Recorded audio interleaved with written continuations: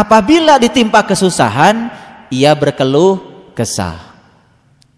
Wa idza masahul khairu manu'a, apabila ia mendapatkan kebaikan, ia suka lupa. Illal musallin, kecuali orang yang salat. Satu.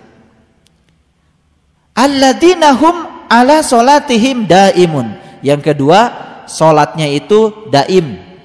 Daim itu konsisten. Salatnya itu terus saja dilakukan di situasi apapun. Nah, saya akan menjelaskan kepada ibu bapak sekalian bagaimana cara memperlebar konsep penerimaan supaya bisa memenuhi no complaint day. Satu, syaratnya apa? Harus sholat.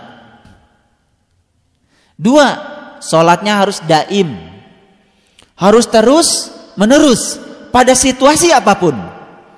Berarti tidak bisa kita terjebak oleh sholat yang musiman. Ketika enak sholat, gak enak gak sholat. Ketika sedang rineh sholat, ketika sibuk gak sholat. Ini tidak akan menghilangkan komplain. Kita tata satu-satu dulu. Satu, sholat. Dua, sholatnya daim. Tiga, walladzina fi amwalihim haqqun ma'lumun. Orang-orang yang sadar bahwa dalam hartanya ada bagian tertentu buat orang lain. Itu tiga. Lisaili wal mahrum. Bagi orang miskin, bagi orang yang minta-minta, bagi orang yang tidak memiliki apa-apa. Ulangi lagi. Satu, sholat. Dua, sholatnya harus daim, terus menerus. Pak, kalau saya sholatnya terus menerus gimana dong? Apa saya bisa bekerja? Tuh, udah salah lagi. Sholat itu kan melekat artinya. Sholat itu melekatkan diri kepada Allah. Jadi ingat kepada Allahnya itu terus menerus. Itu maksudnya. Itu yang disebut dengan sholat yang daim. Yang ketiga, sadar bahwa pada harta yang ada pada kita ada bagian untuk orang lain. Bagian siapa? Bagian orang miskin, bagian orang yang minta-minta, bagian orang yang tidak mempunyai apa-apa. Yang keempat, mempercayai hari pembalasan. Pembalasan itu baik apa buruk? Baik apa buruk? Ya, pembalasan itu bisa baik, bisa buruk. Kan sudah dibahas di surat yang ke-99, ya kan? Semua yang baik akan dibalas dengan kebaikan. Semua yang buruk akan dibalas dengan keburukan. Kalau kita sadar dengan hari pembalasan, pasti kita akan melakukan yang baik-baik saja, karena pembalasannya pasti baik. Kan kita tidak mungkin ada yang menghendaki pembalasan yang buruk. Betul nggak? Pembalasan yang buruk pasti dari tindakan yang buruk. Pembalasan yang baik dari tindakan yang baik. Itu yang keberapa? Yang keempat. Yang kelima, takut akan azab Tuhan. Yang keenam, orang yang memelihara kehormatannya, ya. Jadi kehormatan. Li furujihim hafidun. Yang ketujuh, orang yang memelihara amanah-amanahnya. Walladzina hum li amanatihim wa ahdihim raun. Yang kedelapan, walladzina hum bi syahadatihim qaimun. Orang yang memberikan kesaksiannya.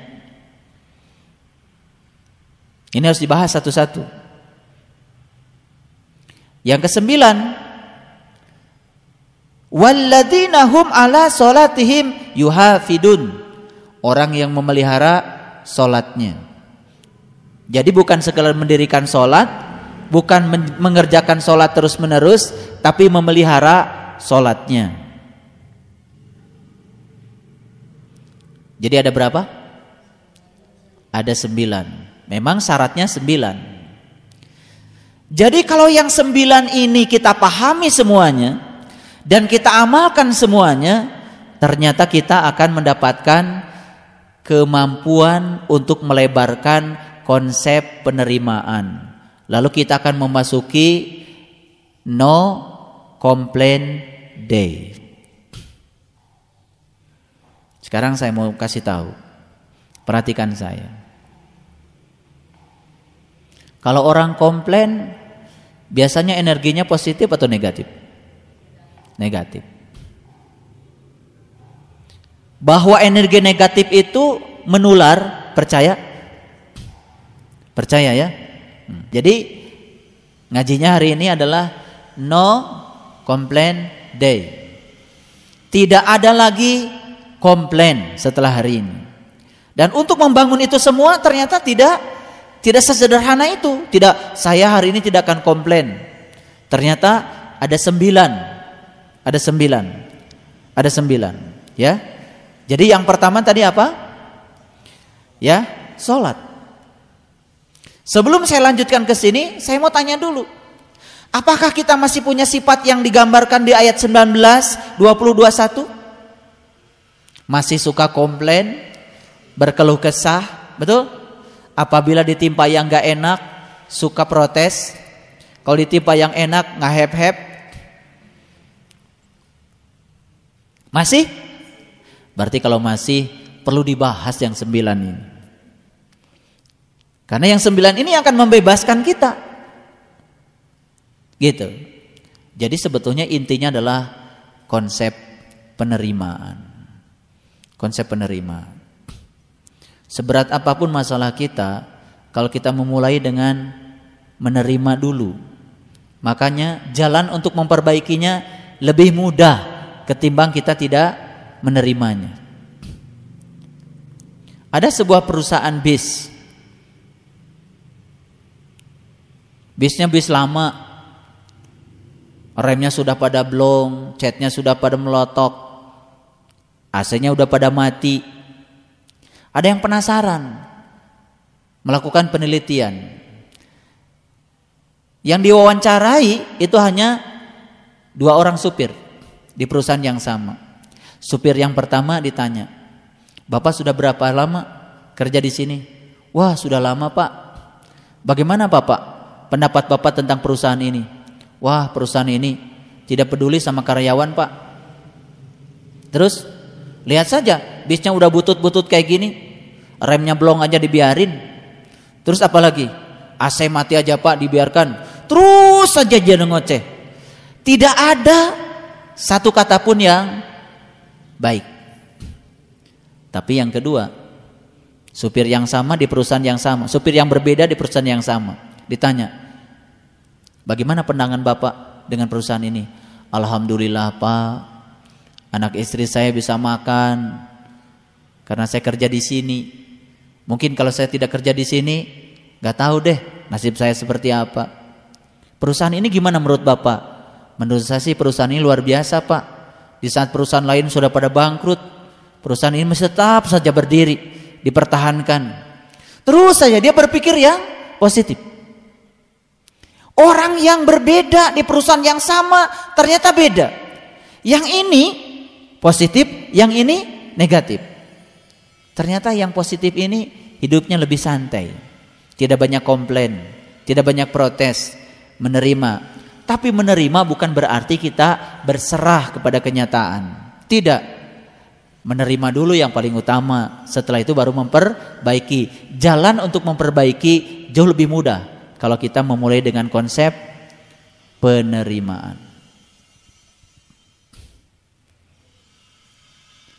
Biasanya kalau kita dalam hidup ini kan terkadang sulit ya. Ada orang yang mau menolong saja terkadang kita masih berdebat. Ini ada cerita, ada orang buta masuk ke dalam sumur. Kasihan ya, udah buta masuk ke sumur lagi. Begitu masuk ke sumur pelung gitu, ada yang lewat. Karena dia teriak-teriak, ya udah ditolong. Ambilkan tali, kemudian diulurkan talinya ke bawah. Pikirannya sih yang menolong. Kalau tali sudah di bawah, ya sudah, dia tinggal pegang ke tali, ditarik ke atas. Sesederhana itu tadinya pikiran orang yang menolong. Ternyata enggak. Begitu mau ditolong, siapa kamu? Saya mau menolong Bapak. Ah, takut bermuatan. Ikhlas nggak kamu nolong saya? Nanti kalau saya ditolong sama kamu mau minta bayaran nggak sama saya? Tolong ya dijelaskan siapa yang bikin sumur ini? Tanggal berapa, tahun berapa, berapa dalam? Udah mau mati masih debat. Dasar orang buta. Ini mungkin bukan kenyataan ya. Ini sedang cerita kita. Sudah buta ditolong masih debat lagi. Kadang-kadang saya juga sering menghadapi kenyataan begitu. Mau diajarkan ilmu pembuta mata kolbu, mau dibawa ke alam yang terang benderang, tapi aduh susahnya setengah mati. Tapi saya cuma punya prinsip gini, saya jadi matahari saja. Matahari juga terus memberi, tidak pernah mengeluh. Makanya kenapa semua tanaman menuju matahari? Cuma satu alasan, karena matahari kalau memberi gak pernah mengeluh, melayani terus. Nih saya kasih tahu untuk yang muda-muda yang cari uangnya masih susah. Selama kita berorientasi mencari uang, pasti kita akan melakukan tindakan bagaimanapun untuk memenuhi agar kita mendapatkan uang. Sekarang lupakan uang. Peribahasa yang mengatakan waktu adalah uang menurut saya harus ditiadakan. Capek kita. Dirubah sekarang. Saya ingin memberikan pelayanan yang terbaik. Saya ingin bermanfaat bagi banyak orang. Itu saja dilakukan. Insya Allah kita akan dikejar uang. Jadi tidak usah mengejar uang. Lakukan pelayanan yang terbaik. Pasti semua akan berpusat pada kita. Sekarang sekali lagi. Tanaman apa di bumi yang tidak menghadap matahari? Gak ada. Semua menghadap dia. Kenapa semua menghadap dia? Kenapa semua menyenangkan dia? Cuman satu alasan. Karena dia memberi dan terus memberi. Ternyata hukum memberi pasti menerima. Karena matahari memberi tanpa minta balasan, memberi tanpa keinginan, memberi dan terus memberi tanpa pilih kasih, maka semua pohon menghadap dia.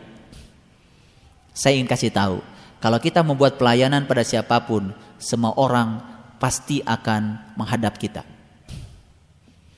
Semua rezeki akan berpihak pada kita. Semua kebaikan akan menuju kita. Rumusnya cuma satu.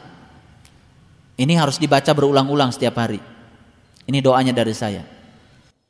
Di mana hati berada, di situ harta terletak. Ulangi lagi. Di mana hati berada, di situ harta terletak. Ngerti maksud saya? Saya tidak berbicara harta dunia saja. Berbicara dua-duanya. Harta jasmani, harta ruhani. Dan ternyata harta bergantung pada kehadiran hati. Ini saya kasih tahu. Ada yang tanya sama saya, Bapak, kok Bapak baru saja dari sini, ke sini, ke sini, ke sini, ke sini, kok nggak ada lelahnya? Saya bilang, sebetulnya saya kelihatan oleh kamu bekerja. Saya tuh sebenarnya nggak bekerja. Kenapa? Karena saya melakukannya senang. Ketika kita melakukan pekerjaan dengan senang, sebetulnya kita sudah berhenti bekerja. Sekali lagi, ini rumus yang luar biasa. Luar biasa. Silahkan dibuktikan rumus ini, formula ini luar biasa. Ulangi, di mana hati berada, di situ harta terletak. Sekarang gini, dokter melayani pasien pakai hati, bukan pakai tarif, pakai hati. Percaya nggak? Dokter itu bisa mendapatkan uang melampaui tarifnya. Percaya sama saya? Saya ngasih pelatihan pakai hati, nggak pakai tarif. Ternyata saya mendapatkan balasan jauh melampaui tarif. Saya melakukan kebaikan pada siapapun pakai hati. Memberi pakai hati. Ternyata saya mendapatkan balasan jauh melampaui yang saya pikirkan. Jadi semua satu. Di mana hati berada, di situ harta terletak. Jadi kalau ingin kaya, gampang. Hadirkan hati. Melakukannya harus senang. Makanya saya bilang tadi, tidak semua orang sibuk sukses. Dan tidak semua orang yang tidak sibuk tidak sukses. Saya akan menggunakan sukses dalam dua terminologi. Ada sukses menurut ukuran umum, ada sukses menurut ukuran pribadi. Dan itu berbeda. Kalau ukuran umum, dia sibuk, mobilnya banyak, rumahnya banyak, depositonya banyak. Ukuran umum, sukses. Padahal kalau ditanya dia, setelah itu pengen apa lagi? Pengen tambah banyak lagi. Dan mungkin dia merasa belum sukses. Beda ukuran pribadi dengan ukuran umum. Ukuran pribadi itu ternyata sangat unik.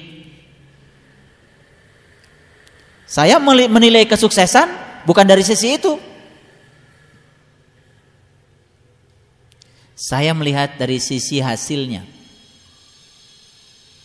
Kenapa? Ketika saya melakukan suatu tindakan tertentu, berdampak apa? Dampak tidak selalu uang. Makanya sekarang berhenti, dan jika perlu coret kata-kata waktu adalah uang. Ganti, waktu adalah pelayanan. Ganti. Lebih dahsyat, waktu adalah pelayanan. Sekarang berusahalah untuk melayani siapapun. Berusahalah untuk membaikan siapapun. Berusaha untuk menolong siapapun. Percaya sama saya, tidak usah memikirkan apa yang kita dapat. Semesta akan membalikan semuanya pada kita. Dan itu sudah terbukti luar biasa. Jadi sekarang berhenti mencari uang, tetapi memberikan pelayanan terbaik. Pasti kita akan dikejar oleh uang. Dan pelayanan adanya di mana? Di hati. Saya kasih tahu. Pernah nggak ngasih tukang parkir besar? Pernah? Sering saya melakukannya. Cuman karena hal yang sepele. Ketika mobil diparkir, kelihatan ya, kacanya kotor, dia ngambil lap. Bukan sekedar itu. Dan yang luar biasa, ada seorang tukang parkir ketika mau dikasih itu nggak mau. Itu pelayanan. Karena dia hadir di situ hatinya. Beda dengan orang yang hitung-hitungan. Sekian mobil, sekian itu, dia hanya mendapatkan sekian saja. Di situ pelayanan. Pernah nggak datang ke tukang cukur, nggak disuruh tukang cukur tiba mijit semua, enak gitu. Pasti tidak mungkin kita ngasih 8.000. Pasti ingin ngasih 20.000, bisa jadi 50.000. Betul? Jadi sekarang apa yang harus kita lakukan? Merubah. Jadi keyakinan yang salah di masa lalu, rubah. Keyakinan yang salah, yang tidak produktif, yang telah membelenggu kita, hancurkan. Dan itu akan memperlebar konsep penerimaan. Masih ingat cerita saya tentang gajah di India? Kalau mungkin pergi ke India, aneh. Karena apa? Gajah yang gede-gede, talinya kecil-kecil. Dan diikat di pohon yang kecil. Tapi gajah yang kecil-kecil, talinya gede-gede, rantainya besar-besar, dan diikatkan di pohon yang besar. Mungkin kalau orang yang baru datang ke situ protes, nih kalian ini nggak ada kerjaan. Yang kecil diikatnya dengan rantai yang besar. Gajah yang besar diikat dengan tali yang kecil, tapi tidak pernah kabur.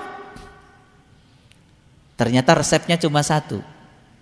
Gajah yang besar waktu kecil di rantai besar. Dan dia pernah mau kabur berkali-kali, gak sukses. Lalu terbentuk di sini keyakinan di dalam pikiran gajah.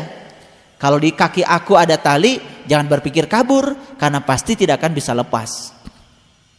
Jadi ada keyakinan yang membelenggu dia, yang dibangun oleh kebiasaan. Dan itu membelenggu pikiran. Jadi yang namanya kuburan di Quran bukan sekedar fisik. Keluar dari kuburan yang fisik ini mudah sekali. Tapi keluar dari belenggu yang non fisik, yaitu belenggu pikiran. Ternyata itu yang telah menawan banyak orang di kehidupan masa lalunya. Lalu dia sulit untuk berubah. Rezekinya gitu saja. Cara berpikirnya gitu saja. Cara bergaulnya begitu saja. Cara merespon masalah gitu-gitu saja. Tidak ada yang berubah. Kenapa? Ada keyakinan yang salah yang membelenggu. Tapi kita tidak pernah periksa itu. Jadi kenapa si gajah yang besar tadi tidak kabur, berputar-putar saja di pohon yang kecil? Karena dia sudah berhasil dibelenggu. Dan waktu kecil dia tetap saja di rantai yang besar. Pernah meronta mau kabur.